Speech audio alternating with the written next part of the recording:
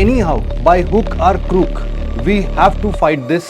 आप कैसे अचीव कर रहे होगे हर एक चीज को, हर एक सब्जेक्ट्स को, कितना टाइम दे रहे होगे, क्यों दे रहे होगे, इन सभी सवालों के जवाब will find it in this video. If you will plan for 100 days and you are having 110 days, be assured कि वो 110 दिन कहाँ गायब हो जाएगा पता नहीं चलेगा। वो वाला स्टेज अब आना चाहिए भाई आप लोगों के लिए, क्योंकि वो क्रूशियल टाइम भाई साहब अब आप लोग के लिए आ चुका है। जो भी हमारा ये 100 डेज है, we are making it till our best.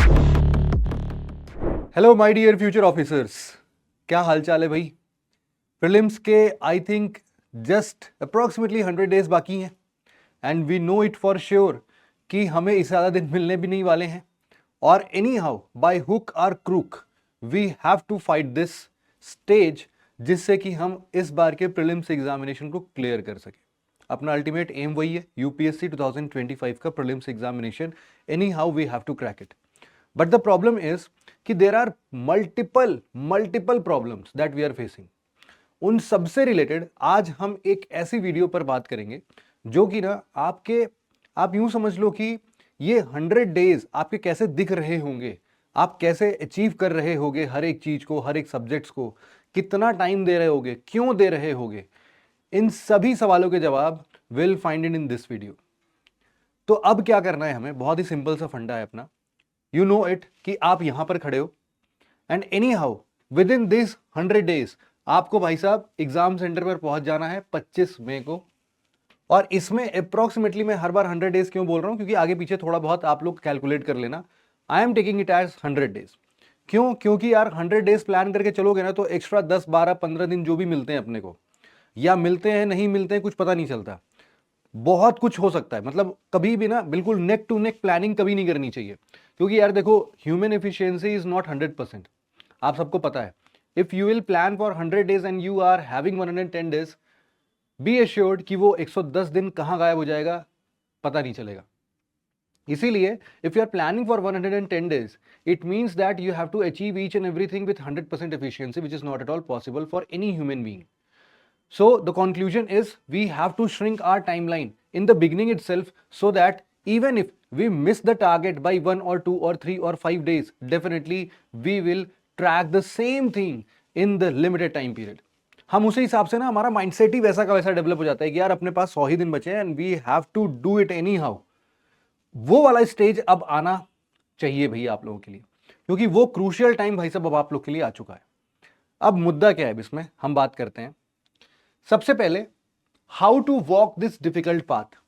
ये जो 100 डेज का पाथ है, how we can make it very sure that कि जो भी हमारा ये 100 डेज है, we are making it till our best.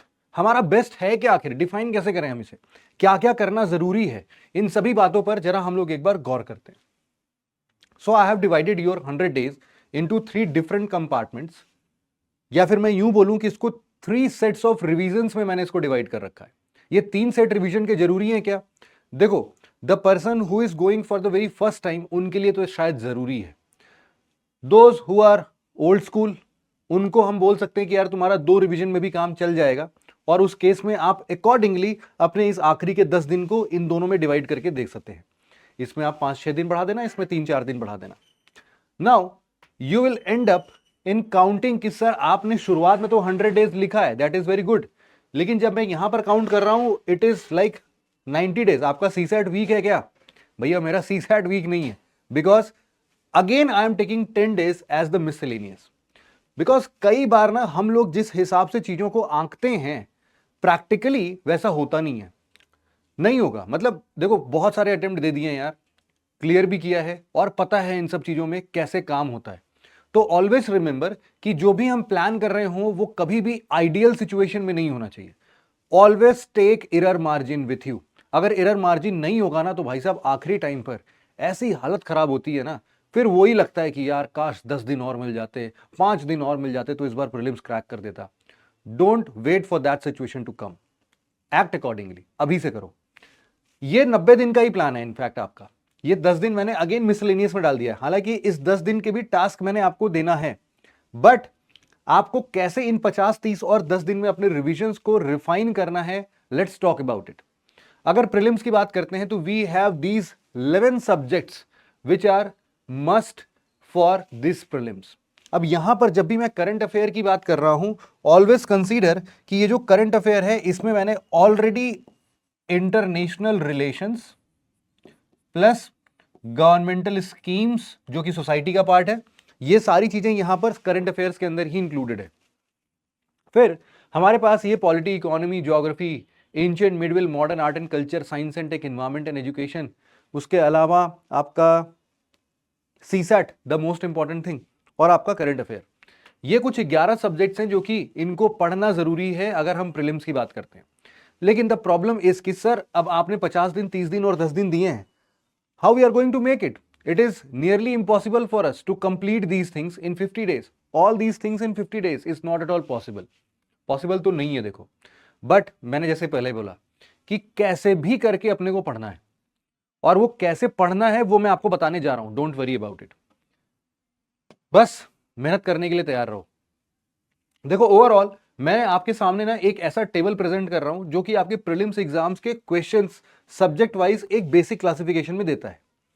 अब ये आपके लास्ट ईयर 2024 का है, और उसके पहले 23, 22, 21, 20, 19, ये सब अगर ध्यान में रख के हम लोग थोड़ा सा एक आइडिया लेते हैं for predicting the importance of the subject, तो हम लोग पाते हैं कि ये जो हमारे 10 सब्जेक्ट्स यहां पर हमारे सामने हैं, उनमें से 3 सब्जेक्ट सबसे क्रूशियल है, जिसको कि हम इंडियन पॉलिटी, इकोनॉमी और ज्योग्राफी का नाम दे रहे हैं।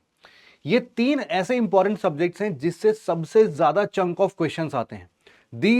These subjects are our first priority. इनको हम अफोर्ड ही नहीं कर सकते हैं कि हम इनको छोड़ें, हम अफोर्ड ही नहीं कर सकते हैं कि हम इन सब्जेक्ट्स में वीक हों, और हम अफोर्ड ही नहीं कर सकते हैं कि हम इनके मेजॉरिटी क्वेश्चन या मेजॉरिटी पोर्शन को छोड़ के एग्जाम में बैठ जाएं। तो anyhow these 3 subjects has to be given priority in any circumstances. इसके अलावा हमारे पास सेकंड प्रायोरिटी के सब्जेक्ट्स आते हैं, जो कि हमारे लिए आपको ये ब्लू अंडरलाइन में दिख रहे होंगे, modern India, environment and ecology और science and tech. These 3 subjects are the second priority, second most important subject. और फिर इसके बाद हमारे पास कुछ थर्ड प्रायोरिटी के सब्जेक्ट्स आते हैं, which includes your black brackets, ancient, medieval और आर्ट एंड कल्चर। आप देख सकते हो इनसे 3-4 क्वेश्चंस ही आते हैं। तो इन एनी सच सर्कमस्टांसेस अगर हमें कोई भी सब्जेक्ट छोड़ने की नौबत आती है, तो now it is your choice कि आप कौन सा टॉपिक छोड़ना पसंद करोगे। हालांकि आई वुड सजेस्ट कि हर एक चीज का बेसिक फंडा तो क्लियर होना ही चाहिए, और इस स्टेज पर जहां पर आप खड़े हो वहां पर आई एम एज्यूमिंग कि आप लोगों ने ये सारे सब्जेक्ट्स एक बार पढ़ा तो है ही है। Now it is just the time to revise. अब सिर्फ और सिर्फ रिवीजन और प्रैक्टिस का ही टाइम बचा है आपके पास। तो हमने ना इनके इंपॉर्टेंस निकाल ली, and again there is current affair portion which has to be dealt. वो खतरनाक तरीके से आपको देखना है ना, मिसलेनियस और करंट अफेयर्स वगैरह के कुछ क्वेश्चंस होंगे इसमें। ये जो इंपॉर्टेंस का दरिया, ये जो इंपॉर्टेंस का हम लोगों ने अलग अलग प्रकार या फिर अलग अलग सेट ऑफ स्टैंडर्ड डिस्कस किया है ना, इसी के बेसिस पर what I have defined in these 3 chunks कि भाई साहब these are the first priority subjects, है ना। ये हमारे लिए क्या है? ये हमारे लिए बिल्कुल और बिल्कुल फर्स्ट प्रायोरिटी है ये 3 सब्जेक्ट्स। अब इनके लिए हमारे पास सिर्फ 23 दिन है पॉलिटी, इकोनॉमी और ज्योग्राफी पढ़ने के लिए। अब आप बोलेंगे सर 23 दिन तो बहुत ही कम है। अगर हम इंडिविजुअली देखें तो एक सब्जेक्ट्स के लिए हार्डली 7 या 8 दिन मिल रहे हैं। नाउ मैंने इन सभी को कंबाइन करके 23 दिन क्यों लिखा है? क्योंकि आप में से कई सारे लोग होंगे जो कि जानते हैं कि मेरा यार पॉलिटी स्ट्रॉन्ग साइड पे है, किसी का इकोनॉमी स्ट्रॉन्ग साइड पर है, किसी का ज्योग्राफी स्ट्रॉन्ग साइड पर है। तो जो भी सब्जेक्ट्स आपके स्ट्रॉन्ग है, definitely you will be giving them less amount of time, like 6 days और एट मैक्स 7 days। जहां पर भी आपको लगता है कि नहीं वो आपके लिए थोड़ा वीक पोर्शन है, उसको आप थोड़ा ज्यादा टाइम दोगे, तो इसके अंदर के अरेंजमेंट्स को आपको देखना है। But anyhow you have to make it very very sure कि ये 23 दिन से ज्यादा ना लगे, एक भी दिन ज्यादा नहीं चाहिए अपने को। 22 दिन में खत्म कर दो, बेहतर है। कुछ टॉपिक छूटेंगे इसमें, ऑलवेज रिमेंबर कि आप कितनी भी मेहनत कर लो, you cannot complete 100% of the syllabus of these 3 subjects in these 23 days। तो अब क्या करें? अब आपके पास आता है यहीं पर स्मार्ट वर्क। आपको चूज करना पड़ेगा यार टॉपिक्स। आप पूरी की पूरी किताब एम लक्ष्मीकांत, पूरी की पूरी इकोनॉमी की बुक, पूरी की पूरी ज्योग्राफी की बुक, एनसीईआरटी नहीं चाट सकते हो दोबारा से। तो अब आपके लिए क्या जरूरी है? आपको पता हो कि प्रीवियस ईयर क्वेश्चंस का इंपॉर्टेंस कितना है, कहां कहां से क्वेश्चन ज्यादा बनते हैं, किस टॉपिक से क्वेश्चन ज्यादा बन रहे हैं। करंट अफेयर का इतना बेसिक इंफॉर्मेशन हो कि मेजॉरिटी ऑफ द हिस्से में क्या घटा है अभी अभी इन सभी सब्जेक्ट से रिलेटेड। तो आपको करंट से रिलेट करके उन पोर्शंस के स्टैटिक पर स्पेशल इंफेसाइज करना है। इन सभी चीजों के लिए आपको पता है कि हमारा जो उड़ान मैगजीन है, आपके स्टैटिक उड़ान की बात कर लो आप, वो सबसे बेस्ट सोर्स हो सकता है। जिसने भी अगर किसी भी नोट्स को मिस किया है इन सभी सब्जेक्ट्स में से, जिनके भी नोट्स आपके पास नहीं है, वो शॉर्ट एंड क्रिस्प नोट्स जिनसे कि आप ये तय कर सको कि यार सारी चीजें इसमें कवर है क्या, उसके लिए आप उड़ान स्टैटिक को डेफिनेटली आप इसको जोड़ सकते हो। अब दूसरी बात आती है, दूसरी बात ये आती है कि सर इसके बाद क्या, अपने सेकंड प्रायोरिटी के सब्जेक्ट को मैं 13 दिन में खत्म करना है। इट मींस कि आपको modern history, science and tech और एनवायरनमेंट के लिए मुश्किल से हार्डली 4 दिन मिल रहे होंगे, किसी में 4 दिन, किसी में 5 दिन। तो आप इसको बेशक इस तरीके से लगा सकते हो कि मॉडर्न हिस्ट्री थोड़ा बड़ा सब्जेक्ट है आपके लिए, तो आप 5 दिन दीजिए। और जब भी मैं 5 दिन बोल रहा हूं तो इट इज लेस, है ना, मतलब इतनी दिक्कत की बात नहीं है कि 5 दिन में मॉडर्न हिस्ट्री कंप्लीट नहीं कर पाओगे, बशर्ते कैसे करोगे अभी उसका सोल्यूशन भी मैं आपको देता हूं। And again ancient medieval art and culture को 7 दिन में लपेट सकते हो। अब देखो आपकी प्रायोरिटी है भाई साहब, आपका ये कुछ सब्जेक्ट अगर आपको ड्रॉप करना है, बोलना है कि यार इससे तो बहुत कम क्वेश्चन आते हैं और मैं रिस्क लेने को तैयार हूं, अगर इस बार यूपीएससी में ज्यादा इनसे क्वेश्चन आ गए तो भाई देखा जाएगा। अगर आप ये रिस्क लेके कोई भी एक सब्जेक्ट ड्रॉप कर रहे हो तो इसका बचा खुचा टाइम आप सब जगह पर अपना रिशफल कर सकते हो। और अगेन जो आपका करंट अफेयर का पोर्शन है वो है आपका 7 दिन का स्ट्रिक्ट पोर्शन। अब आप बोल रहे हो सर ये सब तो सही है, इसमें सीसैट तो दिख नहीं रहा है, वो कहां चला गया? तो यार देखो सीसैट भी आ जाएगा, do not worry about it, है ना, सीसैट को भी अपन लेके आ जाते हैं अभी। अब इसमें हम लोग जरा कुछ और चीजों को देखते हैं। नॉर्मली हम लोग यहां पर polity, economy, geography, history, science and tech, art and culture, environment, सारे सब्जेक्ट्स हैं, ठीक है भाई। अब यहां पर जरा हम लोग वापस से आते हैं और अपने सेकंड वाले सब्जेक्ट पर चलते हैं। This is the first 50 days, है ना, ये पहले 50 दिन है, ये उसके बाद के 30 दिन का सवाल है। 12 दिन में आपको अगेन इनको रिवाइज करना है, 7 दिन में इधर रिवाइज करना है, 4 दिन में। अब ये याद रखना कि जब भी आप इस रीजन में पढ़ रहे होगे, ऑलवेज रिमेंबर कि अगली बार जब भी मैं इसको उठाऊंगा तो इस 23 दिन के बदले मेरे को 13 दिन ही मिलने वाले हैं। Now you have to pick it very very clearly कि मेरे को नेक्स्ट 13 दिन में क्या पढ़ना होगा, उसको भी इसी रीडिंग में अंडरलाइन करना बहुत जरूरी है। नहीं तो ये 13 दिन बकवास जाएंगे, फिर आपके यही ढूंढते रह जाओगे और इसमें भी आप ज्यादा दिन लगा दोगे, जो कि आपके पास वो टाइम है ही नहीं। तो यहां की मोस्ट इंपॉर्टेंट प्रायोरिटी सब्जेक्ट, अब यहां से आपके प्रायोरिटी लेवल स्टार्ट हो जाएंगे। The most important portions will be shifted in the next round. वही चीज बार बार पढ़नी है या फिर वो ऐसी चीज जो कि आपको बार बार भूल जाता है, वैसे आप उन सब्जेक्ट्स के नाम हर जगह पर लिख के चलो। सिमिलरली यहां पर 7 दिन और 4 दिन मिल रहे हैं। करंट अफेयर्स को मैंने अगेन 7 दिन दिए हैं यहां पर। ऐसा क्यों किया है मैंने? क्योंकि इसके पीछे लॉजिक ये है, करंट अफेयर एक बड़ा चंक है, आप उसको ऐसे भी डील कर सकते हो कि मैं डेली बेसिस पर, instead of going with 50-30 divide, आप क्या कर सकते हो कि आप पहले 50 दिन में से, तो देखो ये मेथड सबसे बेस्ट है, क्योंकि यार बिना रिवीजन के करंट अफेयर भी याद नहीं होता। ये आप मान के चलना कि अगर आप ऐसा सोच रहे हो कि नहीं यार मैं एक रीडिंग लगाऊंगा और दैट विल बी डन, नहीं हो पाएगा। करंट अफेयर का अल्टीमेट एम या फिर अल्टीमेट सॉल्यूशन जो है वो है आपका उड़ान 500 प्लस। उड़ान 500 प्लस में पिछले 500 दिनों के करंट अफेयर्स ऑलरेडी कवर्ड हैं, रिलीज हो रहे हैं, धड़ाधड़ इस पे भी लग सकते हो आप। अब इनको कैसे रीशफल करना है वो आप देख लेना, है ना, कि पहले दिन इसको पढ़ना है, दूसरे दिन इसको पढ़ना है, तीसरे दिन या फिर लगातार 5 दिन इसी को पढ़ूंगा, फिर अगले 5 दिन उसको पढ़ूंगा। Both the methods are correct, वो आपकी पर्सनल चॉइस हो सकती है। Now comes the third reading. आप इसको थर्ड रीडिंग का जो 10 दिन बचा है, आप सिंपली हर एक सब्जेक्ट को एक एक दिन दे दो, बस इतना ही कर सकते हो आप। हर एक दिन में वो पन्ने पलटने वाली बात होगी कि हर एक चैप्टर को फटाफट से वापस देख लो। इस जोन तक आते आते भाई साहब आप ऑलरेडी प्रीलिम्स के 10-12 दिन पहले पहुंच चुके होंगे कि बस अब अगले 10 दिन बाद ही आपका प्रीलिम्स होगा। ऐसे सिचुएशन में आपका एक मिसलेनियस डेज, या फिर ऐसा भी हो सकता है कि इस राउंड तक पहुंचते पहुंचते प्रीलिम्स जो है वो आपका मुश्किल से 2-3 दिन ही बचे। क्यों 2-3 दिन ही बोल रहा हूं मैं? क्योंकि ये मिसलेनियस डेज को आपको बीच बीच में फिलर के तौर पर इस्तेमाल करना पड़ जाएगा, क्योंकि मिसलेनियस डेज आपके लिए बहुत क्रूशियल है। मिसलेनियस डेज वो दिन है जहां पर आप अपने प्रीवियस ईयर क्वेश्चंस की एनालिसिस करने के लिए स्पेशल टाइम देते हो। और जब मैं ये बोल रहा हूं कि प्रीवियस ईयर क्वेश्चंस को स्पेशल टाइम दो, तो मतलब देना है, ये मजाक नहीं है ना, बिल्कुल सीरियसली इसको देखना। और जितना ज्यादा आप प्रीवियस ईयर क्वेश्चन की एनालिसिस कर पाते हो, हर एक टॉपिक से कितने क्वेश्चंस आए, किस टॉपिक से आए, कैसे क्वेश्चन आए, उसका आंसर वही क्यों है, बाकी के ऑप्शंस क्या कहते हैं, बाकी के ऑप्शंस पर कैसे क्वेश्चंस बन सकते हैं, ये सारे थॉट प्रोवोकिंग स्टेटमेंट्स आप अपने दिमाग से पूछोगे and get the answer done. आप आंसर लेके चलो उसके साथ और प्रैक्टिस करो जितना मॉक लगा सकते हो। और ये मॉक लगाने का कोई नंबर फिक्स नहीं होता है, अपनी अपनी शिद्दत के ऊपर होता है। देखो वैसे तो मैं हमेशा से स्टूडेंट्स को यही समझाता हूं कि आपका प्रीवियस ईयर क्वेश्चन एनालिसिस बहुत इंपॉर्टेंट है, बहुत ज्यादा इंपॉर्टेंट है। अगर इसके बेसिस पर आप प्रैक्टिस कर रहे हो मॉक्स की तब तो सही है, लेकिन आप बिना प्रीवियस ईयर क्वेश्चन को सॉल्व किए आप अगर मॉक्स पे मॉक्स लगाए जा रहे हो तो आई थिंक आप बहुत सारी जगहों पर गलतियां करोगे। और इसीलिए हो सकता है कि आपको ये पूरा सा जो सब्जेक्ट दिख रहा है बड़ा ही कॉम्प्लेक्स सा लगे कि सर इसमें भी तो मेरे को बाइफरकेशन चाहिए ना, मैं तो सर बचपन से I was born with silver spoon, मेरे को हर चीज पक्का पकाया चाहिए होता है। तो कोई बात नहीं है बेटा, हियर इज द शेड्यूल, है ना, ये शेड्यूल है आपके सामने जिसमें हर एक दिन में कितना पढ़ सकते हो वो पूरा दिया हुआ है, सीसैट कितना देख सकते हो वो भी पूरा दिया हुआ है। अच्छा, अब आपके मन में एक सवाल आ रहा होगा, सर इस पूरे शेड्यूल में सीसैट कहाँ है?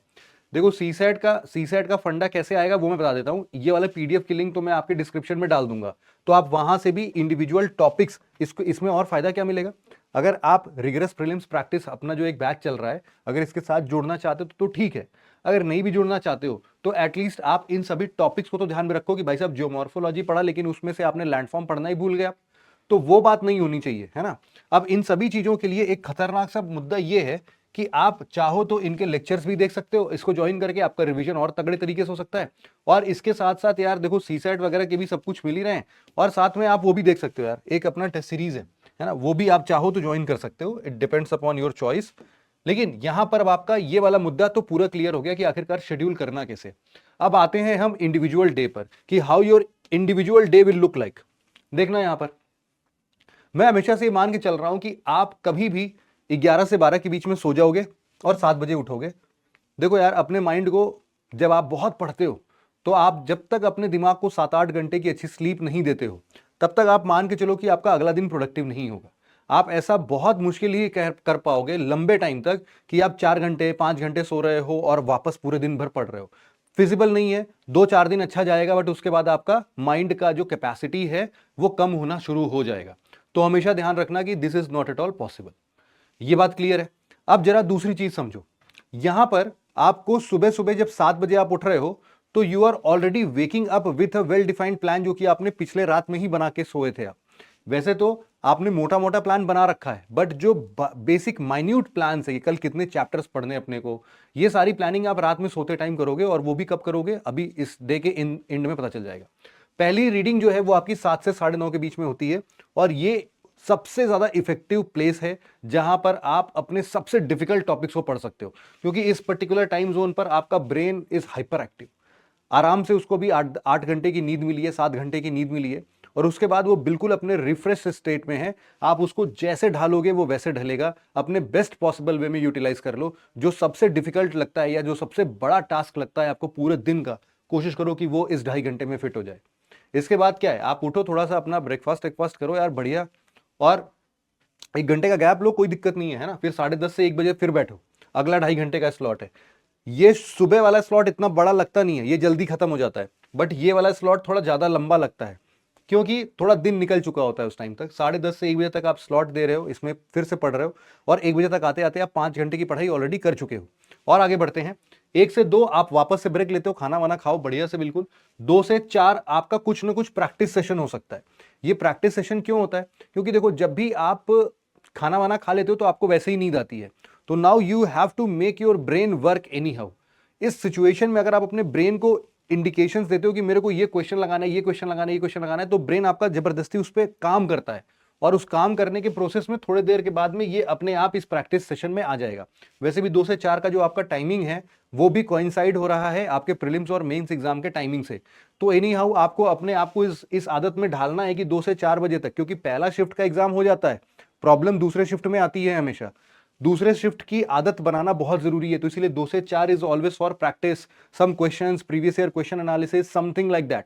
उसके बाद आप 1 घंटे का ब्रेक आराम से लो, मस्त गाना वाना सुनो, घूमो टहलो। उसके बाद 5 से 7 का आपका एक पैसिव लर्निंग होना चाहिए। पैसिव लर्निंग का मतलब क्या है कि इस पर्टिकुलर टाइम पर आप ना काफी हद तक थक चुके हो, आपका ब्रेन ज्यादा काम नहीं कर रहा होगा, तो कोई दिक्कत नहीं है, आपने किसी के लेक्चर देख डालो। जैसे करंट अफेयर्स के रिवीजन सीरीज आएंगे, जैसे कि अगर आपने पीपीपी ज्वाइन किया होगा तो उसके लेक्चर को सुन डालो। तो ऐसे सिचुएशन में आप वो सारे काम करो 2 घंटे में, सबसे बेस्ट टाइम होगा आपके लिए यूटिलाइज करने के लिए। फिर आपका अगेन 7 से 8 बढ़िया परिवार के साथ बैठो, खाओ पियो ऐश करो, थोड़े बहुत सीरीज देखो, शॉर्ट्स देखो, रील्स देखो, गाने सुनो, जिसमें जो मजा आता है वो करो। 1 घंटे बिल्कुल चिल रहो कि यार पढ़ाई से दूर दूर तक कोई रिश्ता नाता नहीं है। लेकिन जो आपका आखिरी है 8 से 10, यहां पर आपको अपना फाइनल पुश देना पड़ेगा। 8 से 10 के बीच में जो 2 घंटे हैं, इसमें अगेन मेरे हिसाब से तो ये बिल्कुल एंड टाइम है, और ये एंड टाइम में आप अपनी सीसैट को ये टाइम दे सकते हो, है ना। सीसैट को कितना टाइम देना है डेली बेसिस पर, वो आपकी एफिशिएंसी डिसाइड करती है कि सीसैट में कितना आप डरते हो। अगर आप बहुत ज्यादा डरते हो, कुछ भी नहीं आता है आपको, तो अभी से आपको 8 से 10 का टाइम अपनी सीसैट के लिए लॉक कर देना चाहिए। लेकिन अगर आप ऐसे पर्सन हो जिसमें सीसैट में आपको कॉन्फिडेंस है कि इतना कोई खराब नहीं है, मैं डेली आधे घंटे भी सीसैट लगाऊंगा तो भी काम बन जाएगा अपना। इनफैक्ट आप इसको कई बार ऑल्टरनेट डेज पर भी सीसैट को लगा सकते हो। तो आपके ऊपर, कंप्लीटली आपके ऊपर है कि आप इसको कैसे 8 से 10 को यूटिलाइज करते हो, रात वाला टाइम, बट इसको आप अपने सीसैट के लिए रख सकते हो। फिर इसके बाद 10 बजे तक एनी हाउ आपके हाथ से मोबाइल छूट जाना चाहिए। अब इसके बाद आप मोबाइल का इस्तेमाल नहीं करोगे। इसके बाद आपके हाथ में पेन कॉपी होगी, बेड पर आराम से लेट जाओ। इस 10 से 11 बजे के बीच में आप आराम से लेट के आपके इस पूरे दिन के बारे में आपने जो जो चीजें पढ़ी हैं उन सबको रिकॉल करो। एक्टिव एक्टिव मेमोरी सेटअप करो अपनी, है ना। अभी जितनी भी चीजें सुबह से पढ़ी है, एक एक चीज याद करने की कोशिश करो। आंखें बंद करो, रूम में अंधेरा करना चाहो अंधेरा कर दो, और बिल्कुल एकाग्र होकर इन सब बातों के बारे में सोचो कि मैंने दिन भर में क्या क्या पढ़ा है। उन सबको रिकॉल करो। जो भी चीजें नहीं याद आती हैं, तुरंत के तुरंत उठो, कॉपी का पन्ना पलटो कि अच्छा ये था, ओके, बंद करो, वापस लेट जाओ, फिर से याद करो कि ओ क्या चल रहा था, ओके यहां पर ये पढ़ा था, ये पढ़ा था, ये पढ़ा था।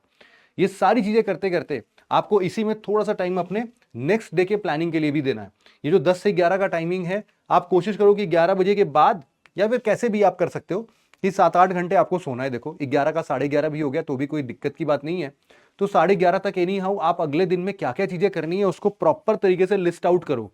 अपने पूरे जर्नल्स मेंटेन करो कि भाई साहब कल मेरे को ये पढ़ना है, ये पढ़ना है, ये पढ़ना है, ये पढ़ना है। इनफैक्ट आप टाइम स्लॉट्स में भी अपने चैप्टर्स डिवाइड कर सकते हो कि 7 से 9:30 के बीच में मेरे को इतना पोर्शन पढ़ना है, फिर 10:30 से 1 के बीच में मेरे को इतना पोर्शन पढ़ना है, ताकि अगले दिन सुबह उठो आपका माइंड पहले से ही क्लियर हो कि भाई मेरे को करना क्या है। After waking up you cannot decide. अगर आप डिसाइड करते भी हो ना तो आपको कोई फायदा नहीं है यार। आपका बहुत crucial time, this is the most productive time, जिसको कि आप प्लानिंग में डिसाइड कर रहे हो, जो कि आपके लीस्ट प्रोडक्टिव टाइम में भी हो सकता था। तो आप समझ रहे हो कितनी बड़ी मिस्टेक करोगे आप। इस पूरे जगह में आप आराम से देख सकते हो कि आप 10 से 11 घंटे पढ़ रहे हो। अब मुझे लगता है कि यार देखो 10 से 11 घंटे इज टू मच किसी के लिए भी। मतलब 10 से 11 घंटे पढ़ना मतलब डेली बेसिस पर ये जरूरी नहीं है कि पॉसिबल हो पाए। तो अगर इस पूरे शेड्यूल को आप हफ्ते में 7 दिन में, अगर आप 5 दिन और 6 दिन भी अगर इसको शिद्दत से अपना लेते हो ना, फील हैप्पी, फील प्राउड कि I am very good at it. सही बता रहा हूं मैं। It is not at all possible for you to follow this schedule entire day. अगले हर 100 दिन तक ये नहीं कर पाओगे। तो हमेशा वो भी एरर ऑफ मार्जिन लेके चलना कि जब भी आप डिसाइड कर रहे हो कि यार मैं पहले दिन मैंने बैठा और पहले दिन बैठ के मैंने तो 150 पन्ने पढ़ डाले, तो जरूरी नहीं है कि अगले दिन बैठो तो 150 पन्ने पढ़ो। अगले दिन हो सकता है 100 ही पन्ने पढ़ पाओगे, क्योंकि पहले दिन का 150 का जो ओवर ड्यू प्रेशर है ना, वो आपके लेथार्जिक माइंडसेट के साथ में हमेशा अटैच रहेगा। फिर आपकी एक दिन की सुपर प्रोडक्टिविटी अगले दिन के प्रोडक्टिविटी को कम करके जाएगी। तो ये बैलेंस मेंटेन करना बड़ा जरूरी है। तो इसीलिए इसको मान के चलो कि ये भले मैंने आपको 11 घंटे का शेड्यूल दिया है, बट इसमें आप एनी हाउ 10 घंटे तो शिद्दत से पढ़ रहे होगे। अब इसमें भी देखो यार, आपको अच्छा खासा टाइम मिला है ब्रेक के लिए। 4-4 ब्रेक मिले हैं आपको, 1 घंटे, 2 घंटे, 3 घंटे, 4 घंटे। 4 घंटे का ब्रेक यार मेरे के लिए तो बहुत ही सफिशिएंट है। इनफैक्ट मैं तो इसमें सीरीज भी देख सकता हूं, मैं तो उसमें कोई मूवी भी निपटा सकता हूं। मतलब आप चिल होके काम कर सकते हो यार, ऐसा कुछ नहीं है। आप रोज मूवी देख सकते हो, ऐसा कोई गम नहीं है ना। तो इसीलिए अपने आप को बहुत ही रिलैक्स रखो, प्रेशराइज्ड फील मत करो इस सिचुएशन में। एकदम रिलैक्स चिल होके घर वर पे बातें किया करो भाई। अपने जो भी साथ वाथ के दोस्त यार हैं उनसे बातचीत करो। सभी के लिए यहां पर इन ब्रेक्स में टाइम एलोकेट करके रखो, है ना। ये आपकी प्लानिंग है अब। तो इसीलिए बस आपको जाते जाते ये बता देता हूं कि इसी तरीके से जो सॉल्यूशन है वो आपको प्रीलिम्स पावर प्रेप में, जिसके अंदर में live lectures, daily practice, live video solution, mentorship, GS और सीसैट के टेस्ट सीरीज, ये सारी चीजें मिल सकती हैं। तो आप चाहो तो इसका भी सहारा ले सकते हो। जिसका शेड्यूल मैंने अभी दिखाया था वो है आरपीपी 2.0, एक टेस्ट सीरीज प्रोग्राम है, rigorous prelim test series program है। और इसके अंतर्गत भी आपको जीएस और सीसैट के टेस्ट मिलते हैं, मेंटोरशिप मिलती है, और आपको डेली प्रैक्टिस और उसके साथ साथ लाइव वीडियो सॉल्यूशंस मिल जाते हैं। तो now it's your task, now it's your time to act on it. मेरे हिसाब से इससे बेहतरीन तरीके से आप अपने डेज को यूटिलाइज नहीं कर पाओगे। अगर कर पाओगे तो यार it's more than good for me. अच्छी बात है, आप अपने हिसाब से इसको करो, बट जिनके पास भी प्लानिंग्स नहीं है वो इस पे स्टिक करें। स्टिक करते हो फायदा पाओगे, रिजल्ट आएगा तो मुझे पता चल जाएगा। मुझे बताने तो आओगे ही ना यार, ठीक है। तो आई होप कि आप लोग यार अब शिद्दत से मेहनत करोगे यार। मतलब अब वो टाइम नहीं है यार कि जब हम ना चिकनी चुपड़ी बातें करें, जोक्स क्रैक करें। आप बोलोगे सर मोटिवेशन नहीं आ रहा है सर पढ़ने का, आप बोलोगे सर अरे सर अब पढ़ने में मन नहीं लग रहा है। जो भी इंसान को, जो भी बच्चों को ऐसा लग रहा है, दे consider themselves out of this exam. क्योंकि ये मुद्दा ही नहीं है आपको मोटिवेट करने का, ये जमाना गया मोटिवेशन का बेटा, वो छोटे बच्चों को चाहिए होता है। Now you must have your inside fire, है ना। हमेशा बोलना पड़ेगा आपको कि फायर है मैं, कुछ भी करेगा। अभी एग्जाम क्रैक करने के लिए जितना काम करना पड़ेगा वो सब करेगा, एग्जाम क्रैक करके देगा मैं। तो भाई साहब ये आप सोच लो अब, है ना, कि कैसे करना है इस पूरे डिफिकल्ट जर्नी को, डिफिकल्ट पाथ को कैसे ट्रैवल करना है। आई होप कि आपको इससे काफी एक रिलैक्स्ड माहौल मिला होगा कि यार ठीक है, डुएबल दिख रहा है, मल्टीपल रिविजन्स भी दिख रहे हैं, सारे सब्जेक्ट भी कवर हो रहे हैं, कर सकते हैं अपन, कोई दिक्कत नहीं है। अलॉन्ग विथ हमारे पास उड़ान और उड़ान 500+ दोनों हैं। उड़ान के स्टैटिक और उड़ान के करंट दोनों ही आपके इस प्रीलिम्स में ब्रह्मास्त्र के तरीके से काम करेंगे। अलॉन्ग विद आपको अगर बैचेस पे कोई भी हेल्प चाहिए तो आरपीपी और पीपीपी आपके पास में है। ठीक है भाई, आज के सेशन में बस इतना ही था। Thank you so much for listening it very patiently friends. Have a nice day. Thank you so much.